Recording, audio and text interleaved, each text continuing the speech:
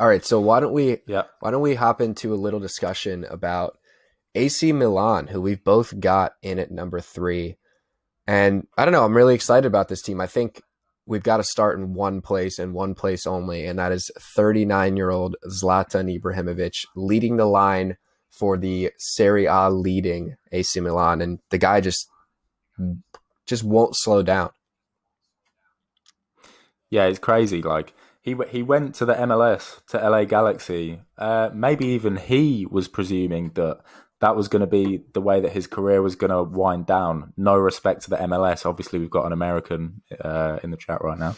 Um, but that is what the majority of players, at least in the past, have done. They've gone there to kind of wind their careers down. But he was scoring goals at such a crazy rate for LA Galaxy that he thought, oh, maybe I'll just have another crack at the European leagues. And since he's come back to Milan, he's just been a massive success. I can't think of many other 39-year-old strikers that have played at such a high level in recent memory. But maybe you can help me out, but I really can't think of one. He's got 5 goals already this season. And I think the main thing about him is he's got no pace, as I don't think any 39-year-old in the world has got any pace. Um, but he uses his strength, his dribbling ability, and his experience to cause teams problems, and it shows with the. I think it was in the Milan derby. He was really clever to kind of go through on goal. He knew he wasn't going to outpace his defender, so he just kind of dribbled round him and won a penalty. And that's the kind of way that his game's got to evolve. And he's a clever enough player to do it, and a talented enough one as well. Yeah, well, so backing up on 39-year-old strikers, the only one that comes to mind, and this is actually another player in Serie A, was Antonio Di Natale, who played Mm. at Udinese until he was 39.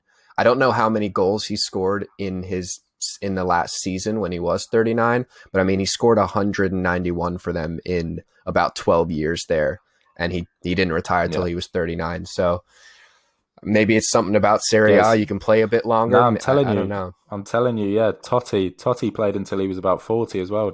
I'm pretty sure, Yeah, and he was decent right up until the end. same with who's the other guy that played in midfield with him? Daniele De Rossi. He played for quite a long time till he was at least like 35. Yeah, So yeah. yeah, but back on the Zlatan. I mean, like you said, he went to MLS, and I remember his one of his first games, if not his first game, was in the LA Derby, that El Trafico against LAFC, and I've never you heard that you before. laugh, but that's actually what they call it. Um, yeah, don't even get me started on MLS. I look, I love watching MLS. It's extremely fun to watch, and I love the club that I support. But it's I'm not even gonna open up that can of worms right now. But yeah, I mean Yeah. his first game, he comes in, they're down 2-1, and he scores a brace in like 30 minutes, and they win the game 3-2, including one of those two goals was from like midfield on the half volley, and they caught Oh yeah, I remember. just That was a crazy, crazy goal. just unreal. But look, I mean, he comes back to AC Milan, and in 2020, he's got 18 goals and 5 assists. Um, like we said, he's just not slowing down. And one thing that is really exciting to me is I watched that game against Roma yesterday, and our coverage of Serie A here in the States has no fake crowd noise, and you could hear him just barking instructions at Rafael Leao the whole game. And Leao's a guy I want to come on Mm. to later. I think he's an extremely exciting young talent. But he's Zlatan is so often perceived as this like crazy, selfish, conceited kind of guy. But if you watch that game and listen, he was constantly telling Leao where to be. And, I just love the leadership from him, because a guy with that personality can be a great leader if he puts that personality and that energy towards leading. So it's just unbelievable to see him Yeah, still they doing this.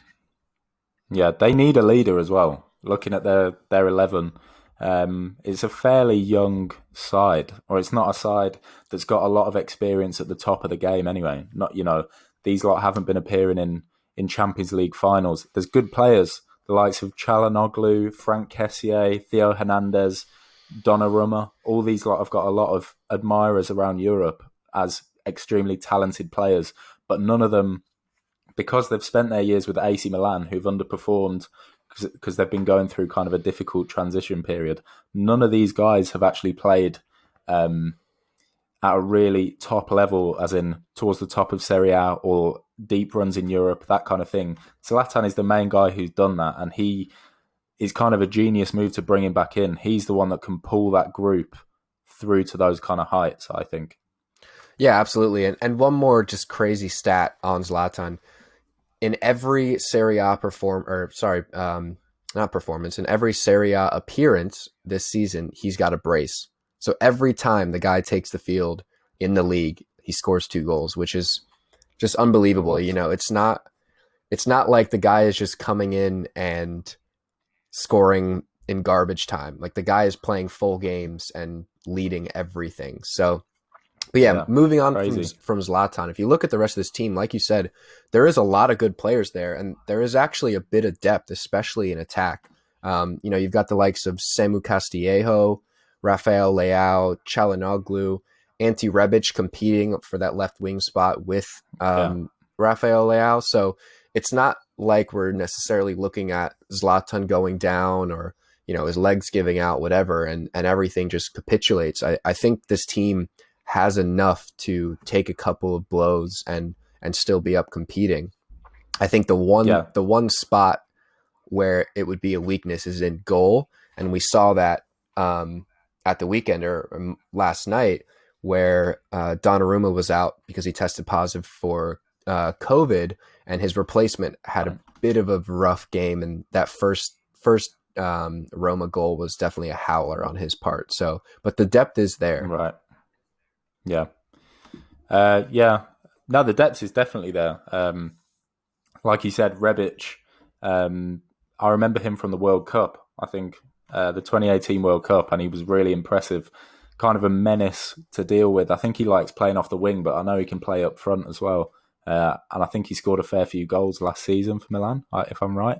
Um, but he's just big, strong, quick, and he's just a bit of a, I don't want to use a bad word, but let's say a handful. Let's say he's a handful to play against, and that's always useful to have.